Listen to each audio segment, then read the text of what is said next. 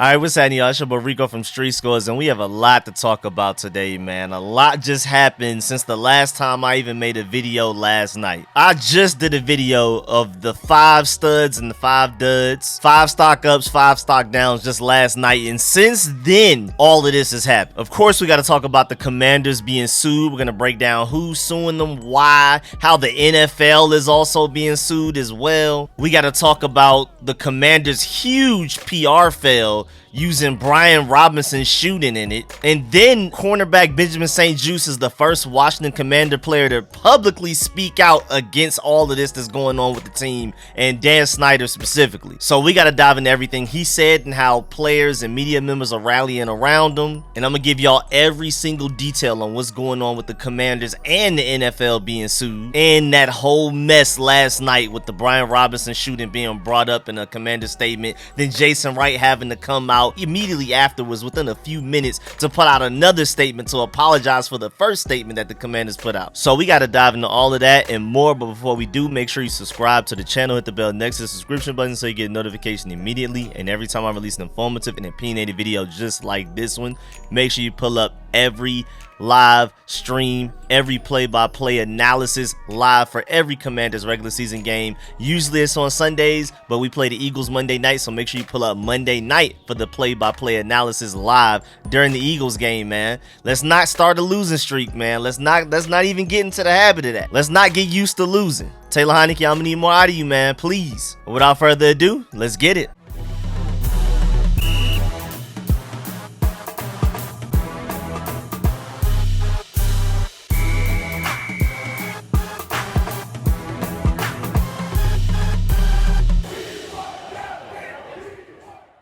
Alright, so first of all, it all started at 12 p.m. yesterday. Washington, D.C.'s Attorney General Karl Racine had to take some time to look up how to pronounce his last name to make sure I was pronouncing it right. I got it right the first time. But General Karl Racine has announced a press conference tomorrow, as in today, related to the Washington Commanders. It was a big, bold print, all caps announcement. Tomorrow, AG Racine to hold press conference to make major announcement regarding the Washington Commanders.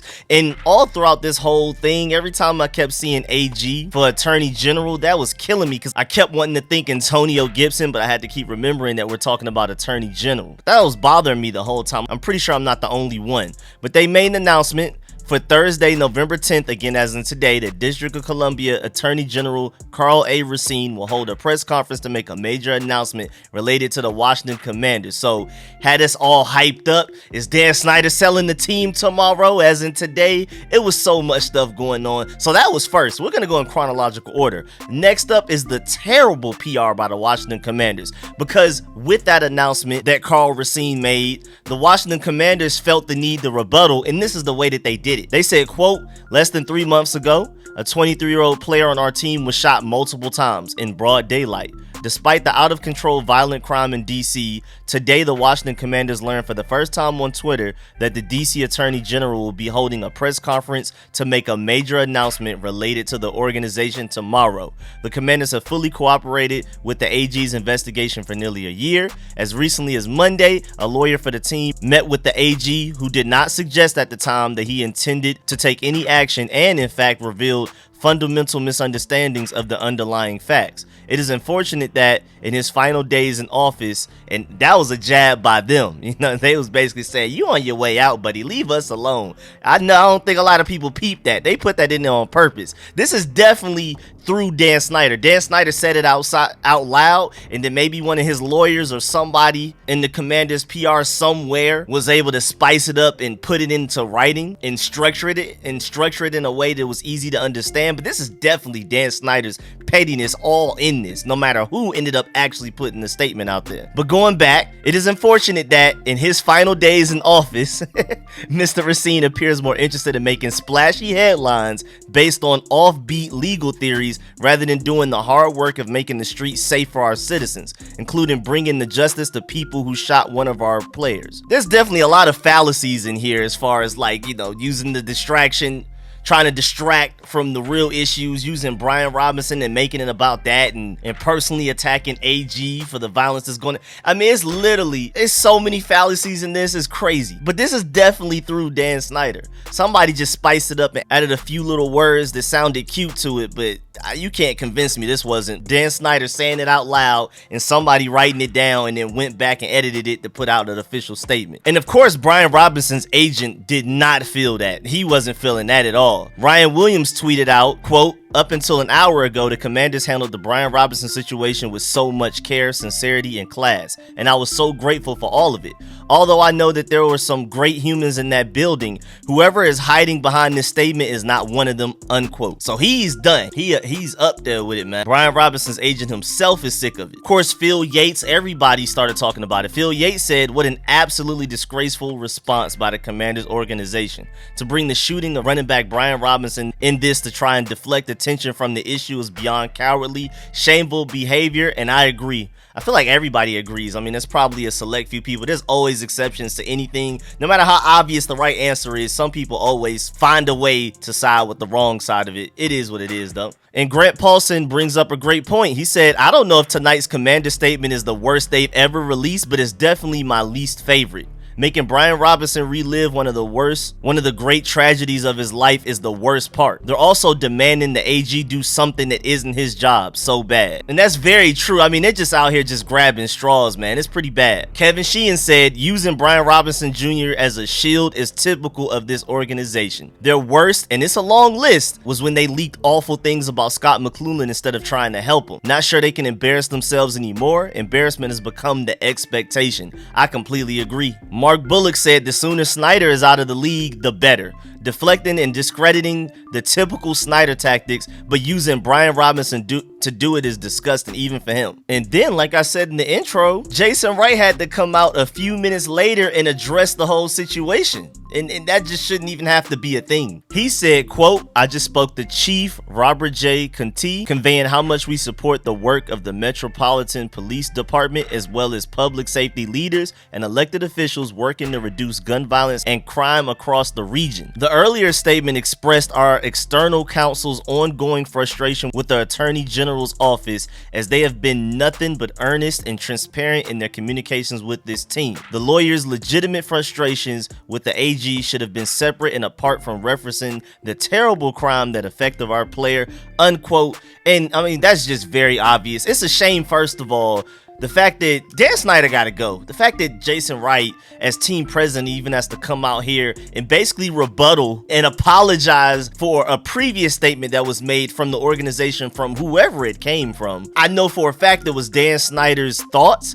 but somebody else put pen to paper to come out with that statement. Still not exactly sure who it was. Maybe a Dan Snyder lawyer. Maybe Dan Snyder held somebody hostage and forced them to put this statement out. But clearly Jason Wright, who has already been reported saying from a few weeks ago that he already knows he would have to outlast Dan Snyder to be able to turn this organization around. So even though Dan Snyder and Jason Wright look like best friends sometimes in public, they're definitely working against each other. So I'm not surprised that Jason Wright came out and basically refuted that whole previous statement that somebody from Dan Snyder's camp put out through the Washington Commanders PR somehow. Jason Wright is already looking at Dan Snyder like, man, I mean, when he's gone, we can finally get some real stuff done, man. So he is not afraid to go head to head, face to face with Dan Snyder right now. He did it in a professional way, but that was clearly, hey man, what that man is on, don't associate me with that at all. That is not my man's right there. That's not my dog. Please do not put me with that. I ain't got not nothing to do with that over there. Again, still not sure who that statement came out from, because a lot of people assume that if the organization releases a statement, it came from Jason Wright usually, right? But it doesn't seem like it. I mean, the fact that Jason Wright had to hurry up and come out and try to PR it up a little bit, like, just shows I don't think that came from him.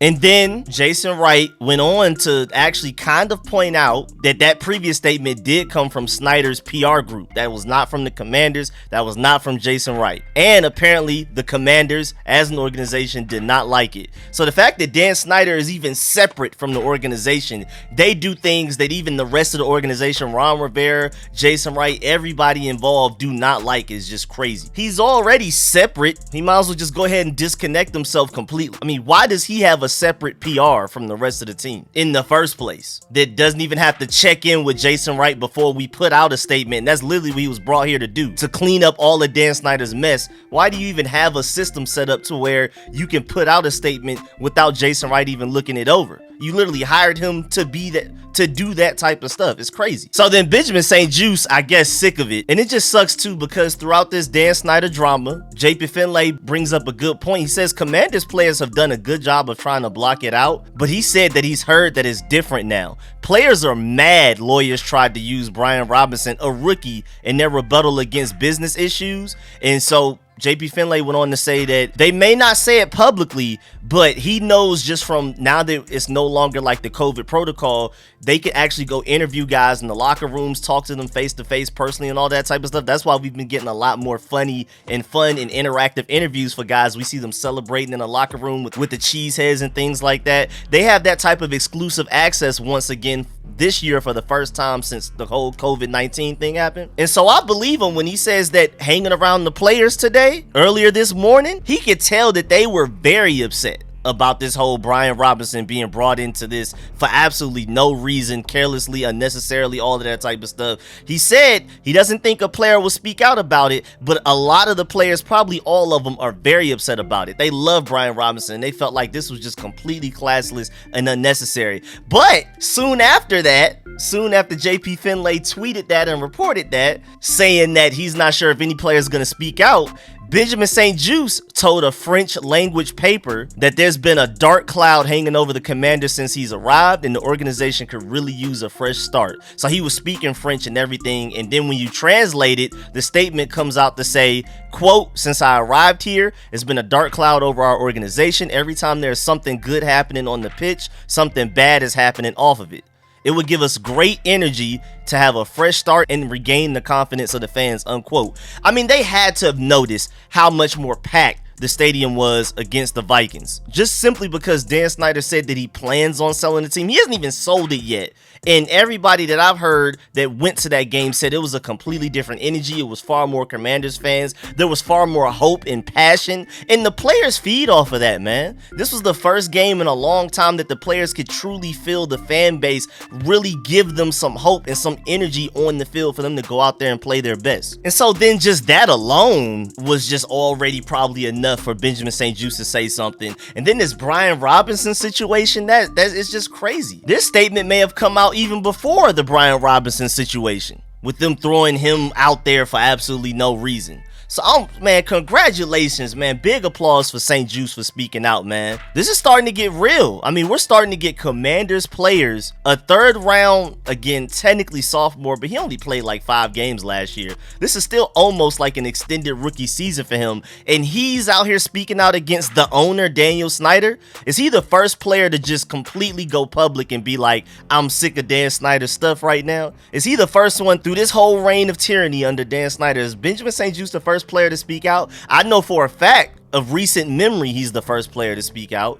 especially current player, other than just like RG3 or somebody speaking out later, and then you don't exactly know how much to even believe RG3 with some of the things he's saying. But I completely believe Benjamin St. Juste. He is still currently in the building as we speak, and he stepped up big time against the Vikings, handling what he had to handle against Justin Jefferson. So I'm behind him, and he just became one of my favorite players on the team already. I already love the fact that he's so true to his French self, and he has that dance that he does, and he'll talk trash in French and stuff like that. He's always tweeting and Instagramming French music and stuff like that. Like, he's so true to his roots, and y'all know I love that. So I already really rocked with him for that. This just took him to one of the highest levels that you can be as a Commanders player for me, for sure. And then B. Mitch this morning even talked about it on the radio, I believe. He said, quote, "I've sat in these locker rooms for 14 years. We're all taught to say we don't listen to the noise, but at the end of the day, we're human beings. They have to know what's going on outside," unquote. And this Benjamin St. Juste coming out and saying something definitely lets you know. I mean, we're in the era of social media. These players definitely know. There's no way these players are just completely blind to it. There's not one single player out there that doesn't know that, first of of all, what Dan Snyder got going on. Second of all, how the fans feel about it, and how like fans want to boycott games, which directly negatively affects them because they want fans at these games cheering them on. They want home field advantage. You saw that Georgia-Tennessee game, how just the fans being there and being so excited and hopeful and being engaged with the game, we forced 7 false starts against the Tennessee offense. Players like Benjamin St-Juste and just the entire Commanders team would love if fans came out and it was just a sold out show every game type of thing. They have to know that this is it's not just us losing, because we haven't been terrible. We've been average and maybe below average at times, especially since Benjamin St-Juste has been here for the past year and a half. But we haven't just been completely terrible to the point that our stadiums are as empty as they are. That is Dan Snyder more than anything else. So of course they know. They're aware of what Dan Snyder got going on. They're aware of all of the investigations and every statement that comes out. And they're aware of how us as fans even feel about it. And why, even though we would love to support the players, a lot of people don't go to the games because they hate Dan Snyder more than they love the players. Man, shouts out to Benjamin St-Juste for speaking up, man. I mean, I really feel bad for whoever's job it is, including Ron Rivera and Jason Wright and other combination of people that's gonna have to do this impossible job of winning fans back. I mean, when Dan Snyder sells the team, that's gonna be a huge surge in fans coming back, because like I said, all Dan Snyder did was announce that he plans on selling the team. He didn't even sell the team yet. He said he plans on it. Could not happen for another 6 months potentially. And the fans showed out to the Vikings game. But still, even after that, man, you're gonna have to win back a lot of fans. I mean, generations of fans. With us being sorry at times, average at best, you know, we're not necessarily making a lot of new Commanders fans at a high clip. Like a 3-year-old right now, even born in the DMV area, is probably looking around like, I might root for the Ravens or the Cowboys or the Chiefs. The Chiefs are exciting to watch. You know what I'm saying? So it's just like they gotta fix 30 years of Dan Snyder's mess, and I really feel sorry for them, bro. But hey, there's at least a light at the end of the tunnel. It's just so sad that Ron Rivera even had to speak about the situation this morning. Ron Rivera is the king of I just want to talk football, man. I know I was hired into the situation. I know what I was getting into, but can I please just talk about football? But even he said this morning, quote, Brian Robinson's in a great spot. Brian didn't understand what all of the fuss was about, unquote. So Ron Rivera had to take time out of his day to ask Brian Robinson how he felt about the situation and check up on him and the players. I mean, John Kahn put it perfectly. He said in a week for a team needing to pull off an upset on the road against an 8-0 Eagles, Rivera had to spend the first 5 minutes of a team meeting discussing all of that, what I just talked about already. Few, if any, coaches have to deal with what he's had to do ever in NFL history, honestly. Not even just currently. So I feel for Rivera and I feel for the team. Meanwhile, Nick Sirianni and the Eagles are basically just having a good old time, game planning. The time that Ron Rivera is spending having to check up on the players and let them know to block out the outside noise and regurgitating the same thing we've had to say for years now, over and over again to these players. The Eagles are game planning on how they're going to beat us and how they're going to stop us on offense. So we're just wasting time. It's distractions, it's time wasters, it's just emotional roller coasters for no reason. Can we please move on? But now that takes me to the announcement of Carl Racine suing the Commanders. Well, he put out a tweet himself, but he also had a press conference. We're going to discuss some of the most interesting and notable quotes from it. But in his tweet, he came out and said, breaking, my office is suing Commanders owner Daniel Snyder, the Commanders, so that's a separate entity, and NFL Commissioner Roger Goodell and the NFL as a separate entity for colluding to deceive district residents, the heart of the Commanders fan base, about an investigation in the toxic workplace culture. After public reporting revealed that sexual misconduct, harassment, and misogyny ran rampant for decades at the team, the defendants promised DC residents that the league was going to fix the toxic culture, including by fully cooperating with an independent investigation. So that's what he put out on Twitter. So basically, the DC AG, Carl Racine, is filing a lawsuit against the Commanders, the NFL, Commissioner Roger Goodell, and Daniel Snyder. That's technically 4 separate parties in a way,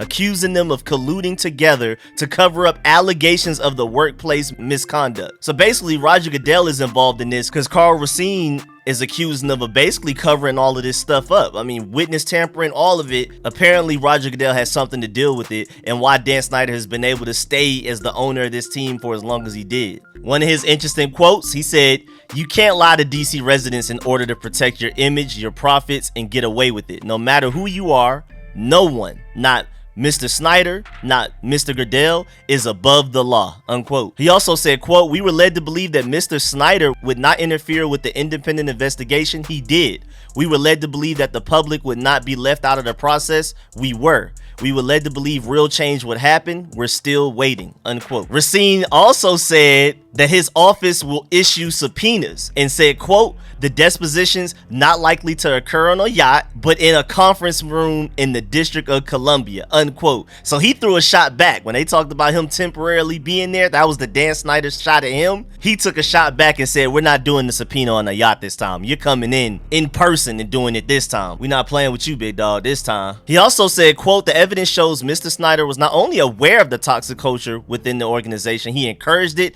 and participated in it. He dictated everything," unquote. So how Snyder, for the past couple of years, since all of these investigations have been going on, he's basically been trying to act like, "Oh, I'm just the owner. I'm not really there that much. I'm oblivious. I don't know what's going on. I'm sorry it took place, but that had nothing to do with me." Carl Racine is coming out and saying that not only did he know about it, he encouraged it, he participated in it, and he was pretty much the conductor of the whole thing. Racine also said, and this is where the NFL comes in, quote, "The NFL turned a blind eye about the investigation of Mr. Snyder's attempts to prevent victims and witnesses from talking to investigators," unquote. So he's basically saying that the NFL participated in witness tampering. The same things my boy Young Thug is being accused of. And then he spoke on the statement from last night specifically, the rebuttal to his announcement, the one that Jason Wright had to come out and apologize for. He said, quote, "It's customary to bullies to try to bully victims. It's customary to bully even public servants. I looked at that comment candidly. It wasn't surprising.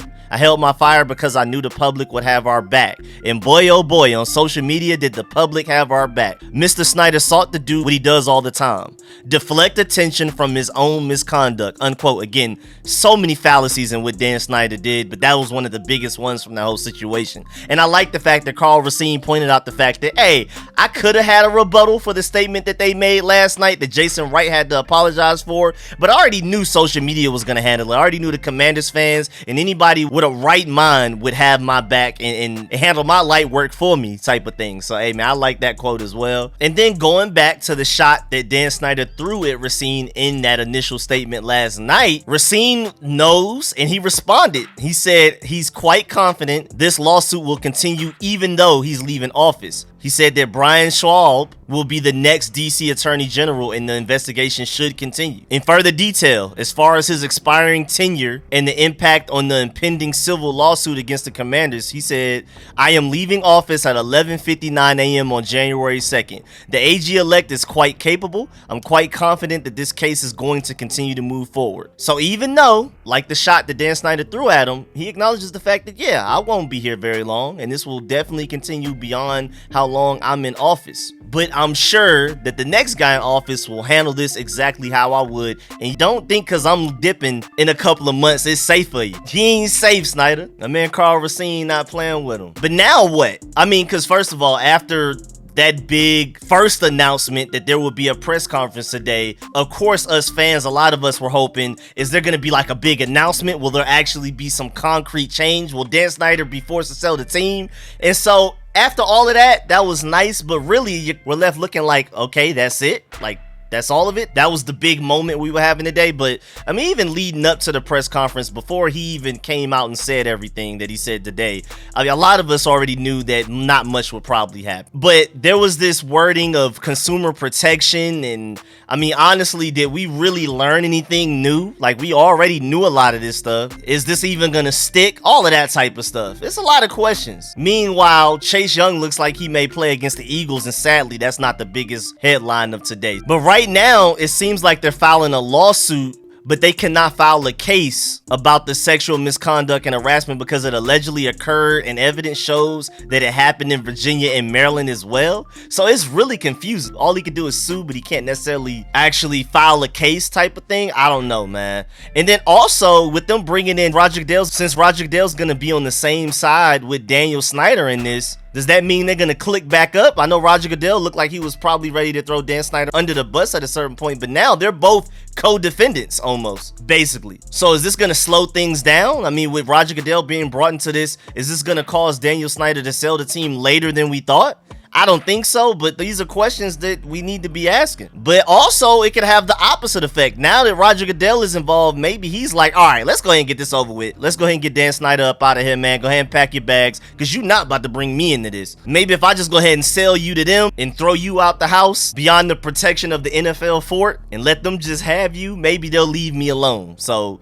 this could speed things up. We'll see. If Roger Goodell is aggressive enough and just wants to detach himself from all of this, if throwing Daniel Snyder under the bus and just throwing him out there and letting him take on everything can save Roger Goodell, he might do it. But again, this is really weird because they're going to be co-defendants. It seemed like it was Roger Goodell versus Daniel Snyder at a certain point, but now they're going to be co-defendants, so it's going to be a weird balance of they're against each other, but also both trying to snitch on each other to prove that they're both innocent. It's like, it's going to be ugly. But this whole thing is crazy. This past 24 hours is insane. Benjamin St. Juste coming out against Daniel Snyder, calling him out and saying basically that if Daniel Snyder's gone, we can start to put out better product on the field and win more games. The fact that Daniel Snyder is directly affecting Commanders' losses as an owner is insane. And then the DC Attorney General whole thing that just happened with the announcement. This past 24 hours is insane. There's never a dull month with the Washington Commanders. Matt Miller even tweeted out, I mean, it has to be stressful to be a Commanders beat writer because y'all are going through it every week, basically. But Racine even said, quote, Dan Snyder, if he sells the team, he's still a defendant.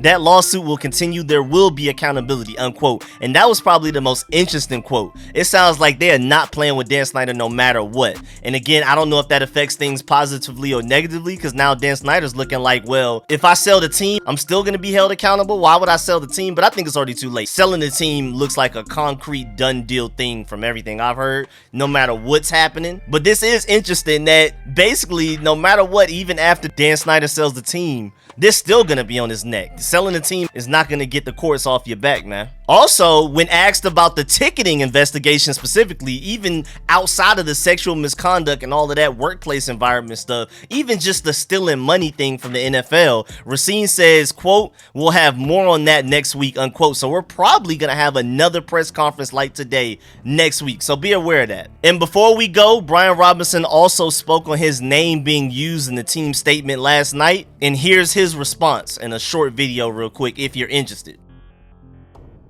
I didn't pay attention to it. Like, he called me, he caught up on it last night. I kind of told him how I felt about it and just put it past me. Charles Leno saying that he was frustrated. I mean, the veterans saying that you should not have been a part of that.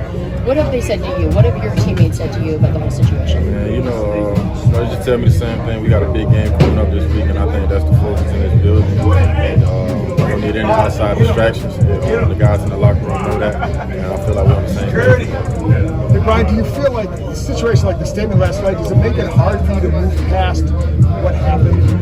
I mean, it's difficult, but personally, I got to be stronger than what I'm up against, and that's been the case ever since the situation happened, and I will continue to do that. Is it frustrating to be included in that statement?